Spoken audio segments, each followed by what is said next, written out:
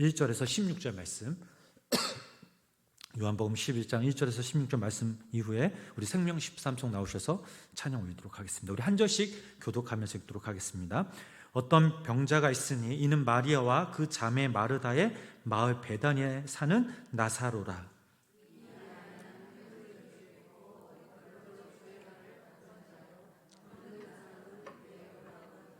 이에 그 누이들이 예수께 사람을 보내어 이르되 주여 보시옵소서, 사랑하시는 자가 병들었나이다 하니,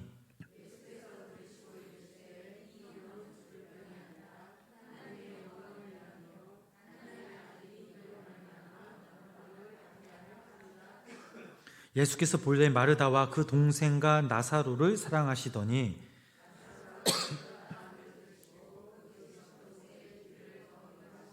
그 이후 제자들에게 이르시되 유대로 다시 가자 하시니,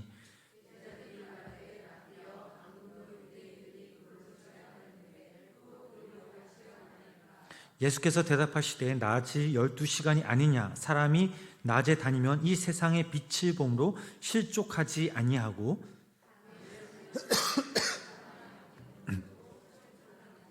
이 말씀을 하신 후에 또 이르시되 우리 친구 나사로가 잠들었도다. 그러나 내가 깨우러 가노라.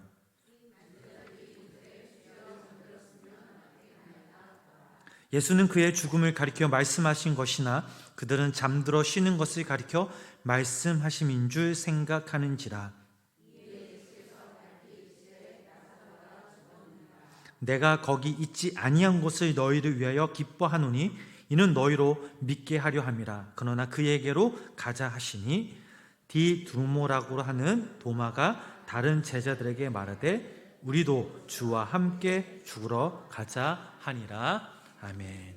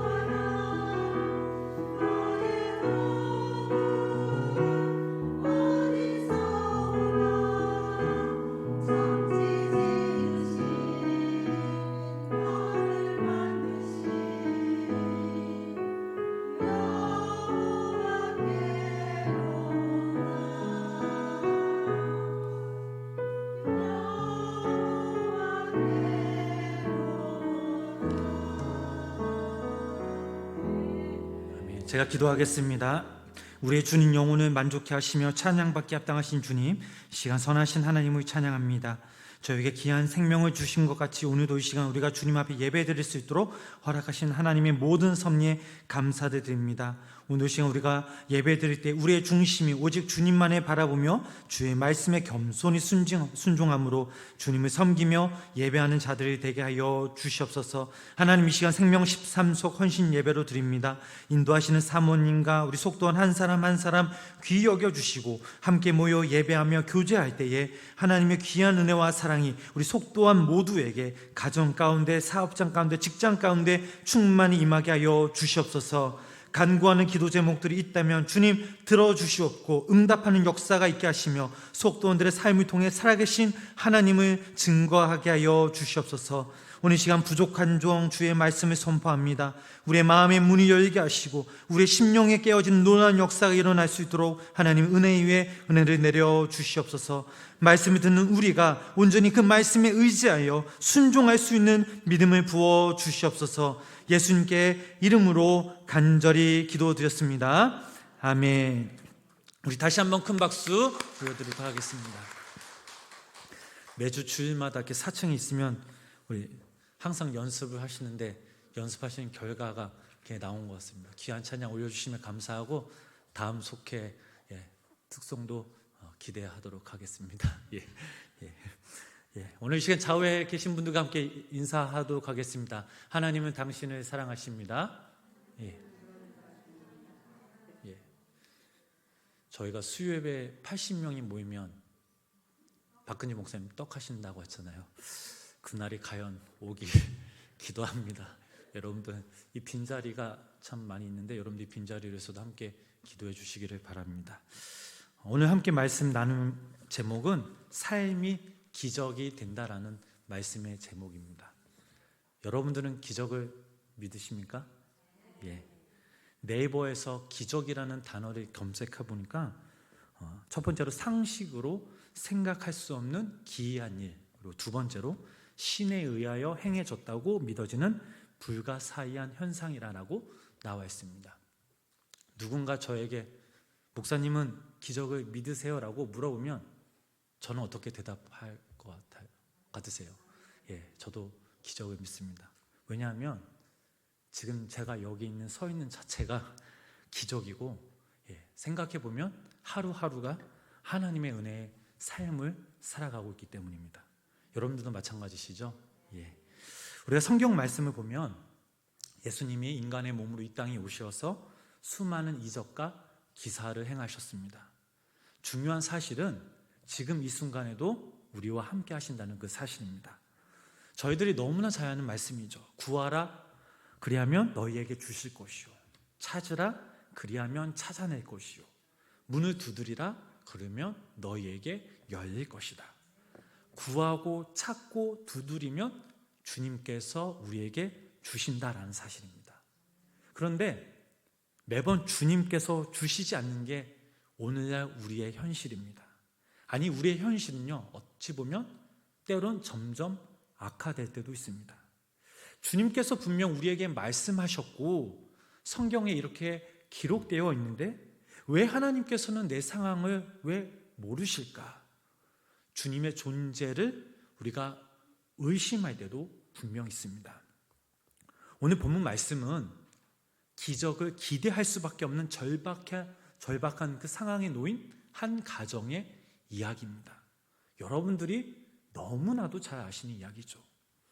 나사로가 병들어 죽기까지 그의 형제 마르다와 마리아는 극심한 고통과 슬픔을 경험했습니다.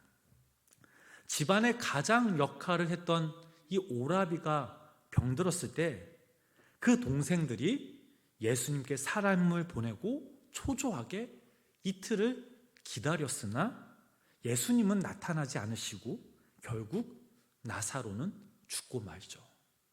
결국 나사로가 장례를 치르고 나흘이 지난 뒤에야 예수님께서 오셨습니다. 예수님을 기다리던 그 초조한 나나들과 장례식을 끝나고 난 뒤의 허탈함과 그 슬픔은 한 가정에 말로 할 수 없는 고통을 안겨주었습니다. 더욱이 이런 비극이 주님을 사랑했던, 또 주님이 이 가정을 사랑했던 그런 상황 가운데 일어났습니다. 어떤 사람들은 이렇게 얘기하죠. 하나님을 믿으면 병들지 않아야 된다. 하나님을 믿으면 재정적으로, 물질적으로 어려움을 당하지 않는다.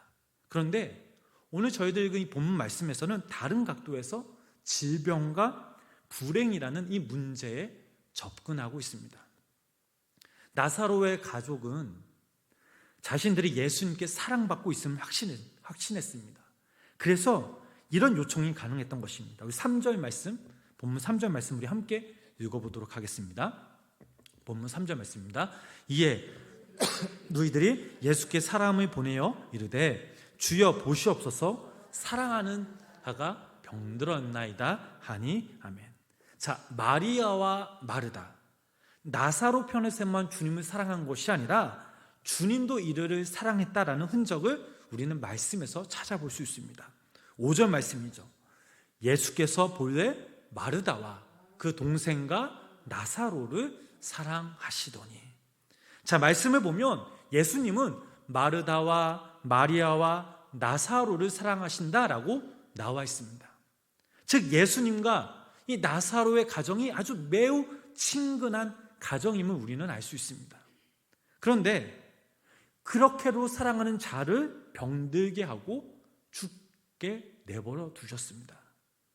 사람을 보내 빨리 와달라는 그런 절박한 호소를 했음에도 불구하고 주님은 나타나지도 않으셨습니다.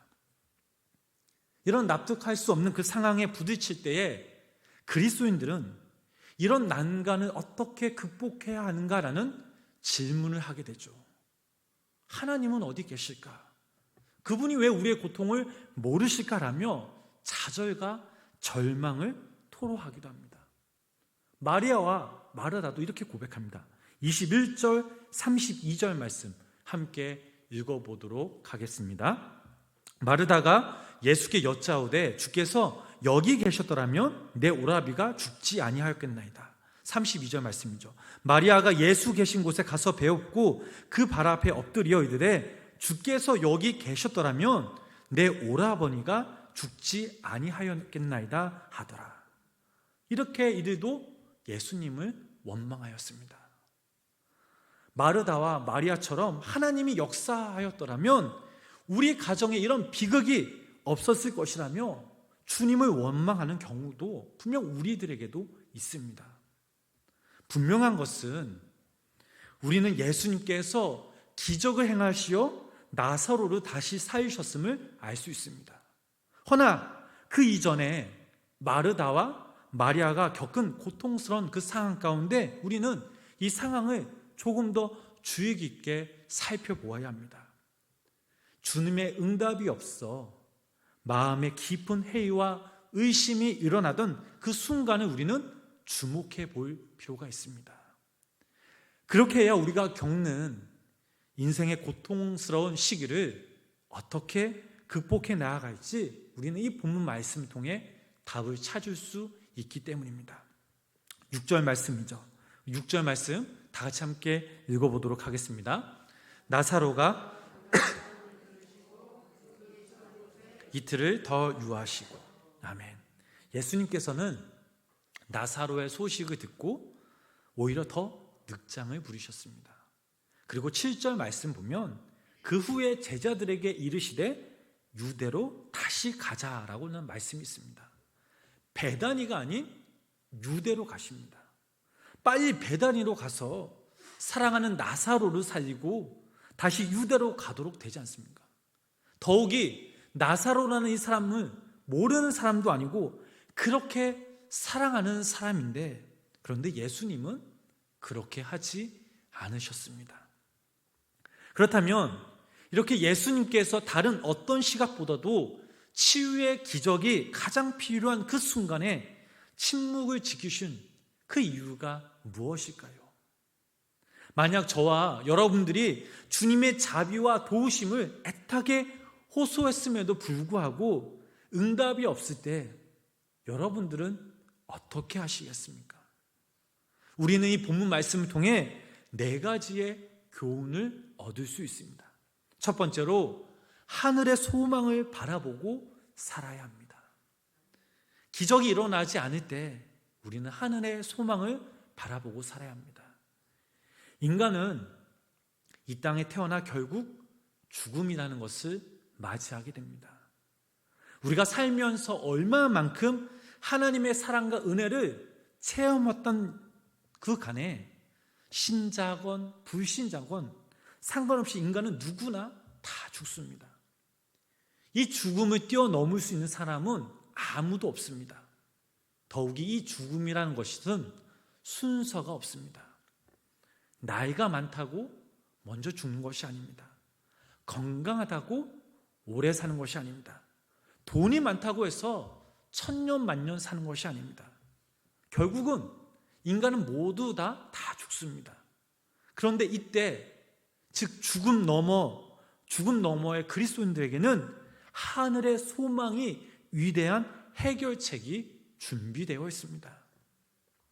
예수님께서는 참으로 이해하기 어려운 영광스러운 그 부활 사건을 예증하기 위해서 나사로의 죽음을 사용하셨습니다. 나사로가 세상을 떠났을 때 주님은 곁에 계시지 않았습니다. 주님은 다른 장소에 계셨죠. 11절 말씀 보면 주님께서 갑자기 걸음을 멈추고 이렇게 말씀하십니다. 11절 말씀을 함께 읽어보실까요? 이 말씀을 하신 후에 우리 친구 나사로가 잠들었도다. 깨우러 가노라. 아멘. 자, 예수님은 나사로의 죽음에 대해서 그가 잠들었다. 아주 신기하고 흥미있는 말씀을 하십니다. 즉 예수님께서는 이 죽음을 안식이라는 새로운 개념으로 설명하셨습니다. 어떻게 이것이 가능합니까? 믿는 자들에게는 하늘의 소망, 즉 부활이 준비되었기 때문입니다. 만약 우리에게 부활을 전제하지 않는다면 죽음은 결코 안식이 아닙니다. 이것은 사라지는 것입니다. 허망한 것입니다. 그러나 부활이 기대되는 죽음은 분명한 안식입니다. 여러분 한번 생각해 보시기 바랍니다. 하루 일과를 마치고 잠자리에 들면서 절망하거나 통곡하거나 유서를 써놓는 사람이 있을까요? 아무도 없죠. 새 날이 밝을 것을 우리가 기대하면서 평안히 잠을 청합니다. 내일이 있을 것을 알고 믿기에 우리가 그 안방에서 진정한 안식을 누릴 수 있는 것입니다. 그리스도인들에게 죽음은 마치 잠을 자는 것과 같습니다. 죽음이 결코 마지막이 아니라는 사실을 우리들에게 가르치시기 위해서 예수님께서는 죽은 나사로에게 부활의 기적을 베푸셨습니다. 성 프란시스는 죽음을 주께서 허락하신 안식의 선물이라고 표현하였습니다. 이처럼 저와 여러분들이 이와 같은 하늘의 소망, 즉 부활의 그 신앙을 소유할 때 참으로 죽음을 두려워하지 않을 수 있습니다. 바라오기는 죽음의 너머에 부활이 있음을 믿고 부활의 소망을 간직하며 살아가시는 우리 생명나무교회 모든 성도님 되시길 주님의 이름으로 축복합니다. 두 번째로 하나님께서 자신의 영광을 나타내시라는 것을 우리는 믿어야 합니다. 예수님께서는 병들어 누워있는 나사로를 제때 찾아가지 않으셨기 때문에 나사로의 가족들은 애간장을 태우고 나중에는 주님을 원망하게 하였습니다. 그런데 주님은 나사로에게 가는 대신 심부러운 그 사람에게 이런 메시지를 전합니다. 4절 말씀, 본문 4절 말씀 우리 함께 읽어보겠습니다. 예수께서 영광을 위하며 하나님의 아들이 이루어 말미암아 영광을 받게 하려 함이라 하시더라. 아멘. 자, 이 말씀은 하나님의 영광을 위해 병에 걸릴 수도 있고 또 세상을 떠날 수도 있습니다. 모든 질병이 악령이나 귀신들이 일으키는 것으로 종종 생각하는 사람들이 있는데 모두 그런 것이 아니죠. 모든 질병을 자기의 그 실수와 연관시켜서 자학하는 사람들도 있는데 이것은 잘못된 생각입니다. 예수님께서는 이것은 하나님의 영광을 위한 것이요 라고 분명 말씀하셨습니다. 나사로가 병들어 죽게 된 이 사건은 부활의 그런 교훈을 가르치기 위한 도구로 하나님의 영광을 위한 것이었습니다. 그래서 주님께서는 일부러 늑장을 부르셨죠. 만약 나사로가 죽은 바로 그 다음날 나사로를 살리셨다면 많은 사람들은 나사로가 완전히 죽지 않았기 때문에 다시 살아난 것이라고 헛소문을 퍼뜨릴 수 있었습니다. 그렇지만 죽은 지 나흘이 지나면 그 죽음은 의심할 나위가 없습니다. 송장이 썩기 시작하기 때문입니다. 그런데 완전히 사망이 입증된 그 상황에서 예수님이 나타나십니다. 그리고 이렇게 말씀하시죠. 예수께서 이르시되 나는 부활이요 생명이니 나를 믿는 자는 죽어도 살겠고. 지금 한 사람의 죽음을 통해서 부활의 어마어마한 진리가 전 인류에게 계시되고 있는 것입니다. 이처럼 하나님의 이 섭리가 나사로의 죽음을 통해 나타났습니다. 이와 같이 우리 주변에 사랑하는 사람이 병에 걸리고 세상을 떠나는 것도 하나님의 영광을 드러내는 도구로 사용될 수 있습니다. 그들이 믿음으로 질병을 이기거나 아니면 주님 품 안에 평안히 안식하는 모습을 보면서 남은 자들이 그 믿음을 본받을 수 있기 때문입니다. 수많은 사람들이 예수님께서 십자가에 달리셨을 때 그 십자가는 절망이요, 죽음이요, 저주였다라고 퍼붓습니다.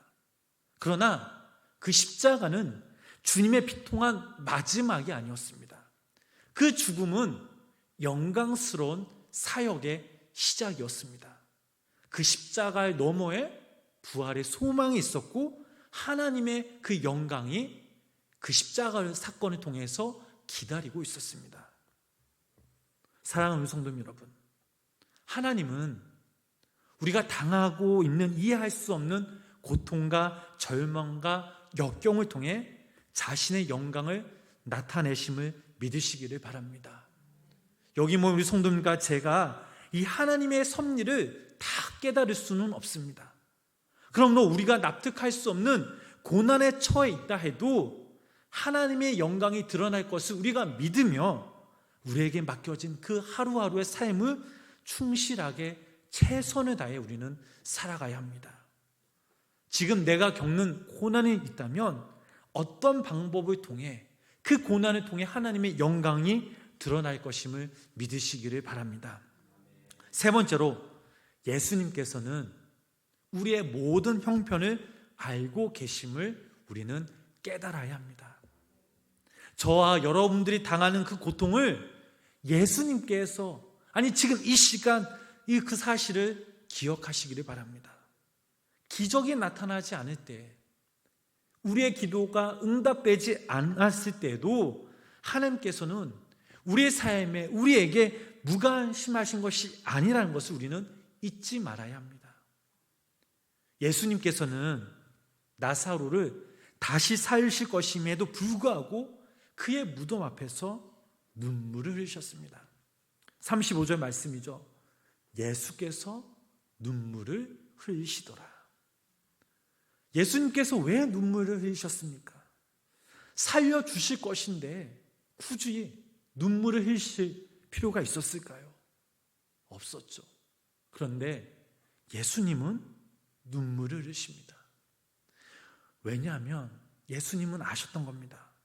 부활은 영광스럽지만 죽음 자체를 직면하는 것이 참으로 고통스러운 경험임을 아셨기 때문입니다.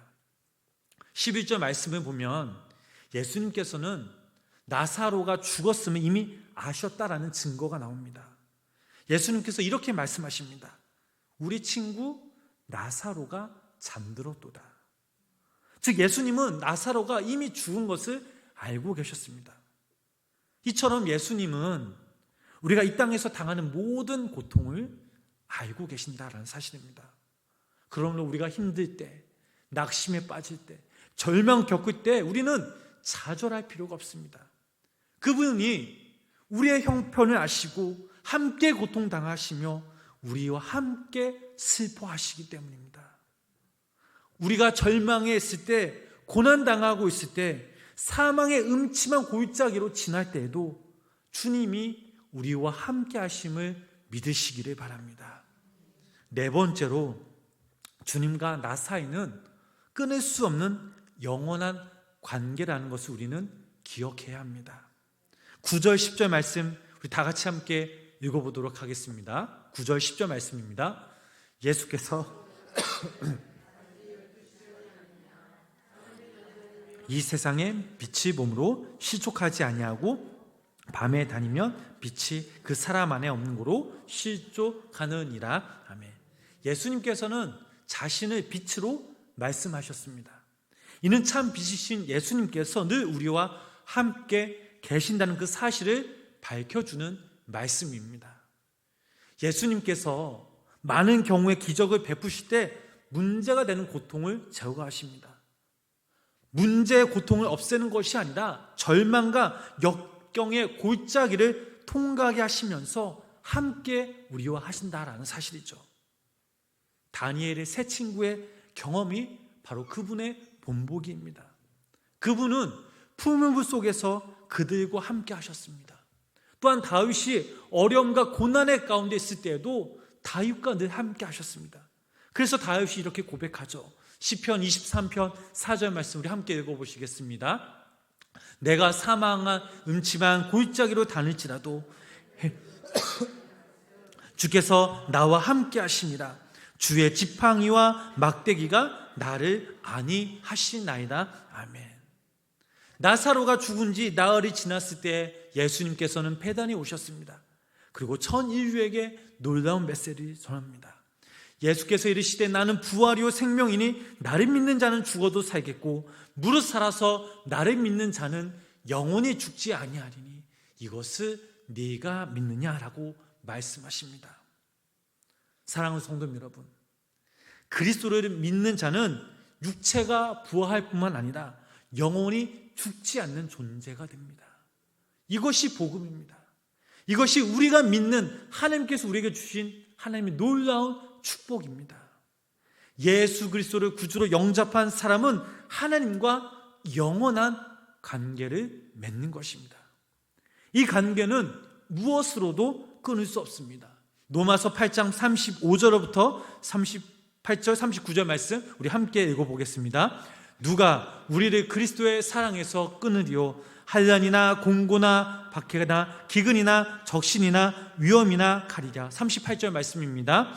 내가 확신하노니 사망이나 생명이나 천사들이나 권세자들이나 현재일이나 장래일이나 능력이나 39절 높음이나 깊음이나 다른 어떤 피조물이라도 우리 주 그리스도 예수 안에 있는 하나님의 사랑에서 끊을 수 없으리라. 아멘. 그러므로 어떤 처지, 어떤 고난에 있을지라도 그리스도가 우리의 함께 하심을 믿고 낙심하지 마시기 바랍니다. 우리가 겪는 이 고통을 통해서 하나님의 영광이 드러나기를 소망하시기를 바랍니다. 비록 사랑하는 사람이 세상을 떠나는 그 슬픔을 당하더라도 우리는 그 안에서 하나님의 영광을 구해야 합니다. 이처럼 예수님은 나사로의 그 죽음에 침묵하심을 통해 우리에게 놀라운 메시지를 전해주셨습니다. 우리가 신앙생활 하면서 기도할 때 힘들고 어렵고 답답한 일이 일어나지 않기를 분명 기도할 때도 있습니다. 그러나 예수님의 사랑을 받고 그분을 사랑하는 자도 고난을 경험하는 것이 바로 우리의 삶의 현실입니다. 때로는 그 고난 가운데 주님은 침묵하실 때도 있습니다. 하나님의 자녀인 우리 스스로도 많이 답답할 때도 있죠. 그러나 분명한 것은 그 모든 시간이 바로 주님의 그 섭리 속에 있다라는 사실입니다. 그렇다면 우리는 그 하나님의 그 섭리 속에서 말씀하시고자 하는 뜻이 무엇인지를 깨달아 믿음으로 반응하고 고백하는 삶을 살아야 될 줄 믿습니다. 사랑하는 우리 성도 여러분, 고난 가운데 주님이 더디 응답하시고 침묵할 때 첫째, 우리는 하늘의 소망, 즉 부활의 아침을 바라보고 살아야 합니다. 두 번째로, 하나님께서 자신의 영광을 우리의 삶을 통해 나타내시라는 것을 우리는 믿어야 합니다. 그리고 세 번째로, 예수님께서는 우리의 모든 형편을 알고 계신다라는 사실을 우리는 믿어야 합니다. 마지막으로, 주님과 나 사이는 끊을 수 없는 영원한 관계라는 것을 우리는 기억해야 합니다.